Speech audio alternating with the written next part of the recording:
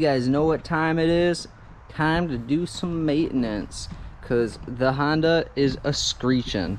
I got myself transmission fluid, brake fluid, oil, and even coolant. I got a couple bulbs for my brake lights because they've been out for a while, and I got my old car stacked on some blocks so I can crawl underneath and raise the back up to do the back driver's side brake there. And yeah, that's what I got going on, guys. I'll show you the process of each as I go along. Well, we're gonna start off really simple with everything. Just do the oil. I got my little Mini 13. Next, we're gonna add some coolant in while we wait for the oil to fully drain out of the pan there. And this, you gotta add 50% water to it to make an equal split. I'm got color-coded funnels for everything, so I can try and keep everything straight and organized, while also maintaining like a ghetto perception here with my Burger King cup that I'm gonna mix this in, because I couldn't find anything else really. Lack of forethought, I suppose.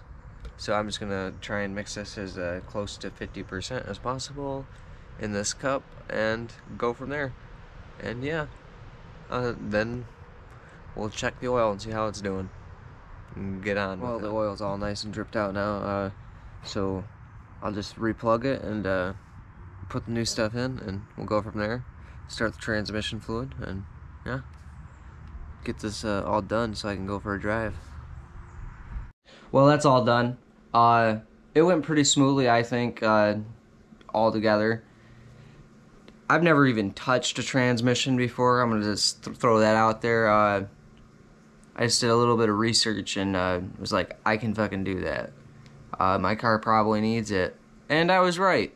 The people before me must have been changing transmission fluid, but I've had the car for about 50,000 miles.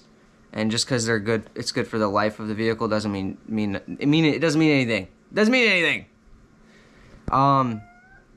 You should change that every, at most, 80,000 miles. At most. Like if you haven't changed it ever and it's at 180,000 some miles, don't fucking change it because you're gonna wreck your shit. But if it's a newer vehicle and whatever, every 80,000 miles, you should do it if you can. And oil change, I've done that before with people. I just never like solo expeditioned that without a guy like cheerleader on the side. Hey, yeah, man, you do that, drinking their beer or whatever. I'll probably do the brake video in a video all by itself. But yeah, I hope you guys enjoyed. It probably wasn't super informative, but I'm about an idiot, and if I can do it, you can do it. Like I said, first time basically even ever touching a transmission. It's a 3/8 socket. Your vehicle might not have a dipstick for the transmission. You want to find that out first, because if you don't fucking touch it. You're gonna have to pay someone to do it. Like you don't have really the necessary like equipment to be doing that. You know what I mean? But if you have a dipstick, go for it. It's easy. But yeah. Like, comment, subscribe, hit the bell notification. I'll do a more in-depth video on each individual thing later when I get a new vehicle, and I will also be doing the brake video very soon. And I'm sure that I'm loaded out with videos here today, so. How's it going, guys? I got her all jacked up and ready to go. I got some blocks of wood here, 6x6s and some 2x4s. After I jacked her up, I slid them under and released the jack to lower it down on the wood to make sure it was safe. And it is, and no way this thing's gonna fall on me today. As you can see here, I pulled these bolts on the back. There's 2 of them. After you remove the cover, usually there's a cover. Don't just rip the cover off. Some people do shit like that. It's just stupid. There's a reason you have a cover, okay? But yeah, I just took these bolts off. Finished taking this one off down here real quick. We'll pull this caliper off.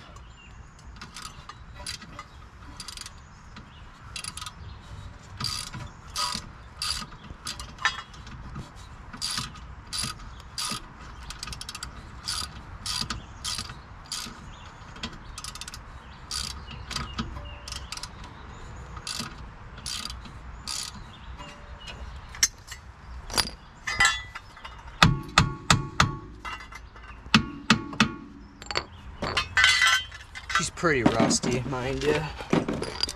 Sometimes you gotta give them a little love tap to get them off fully.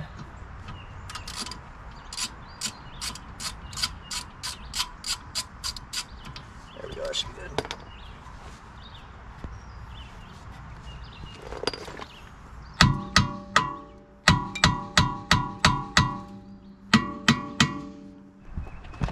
As you guys can see here, maybe a little bit, this has a little X pattern on it. My brakes are a little bit different.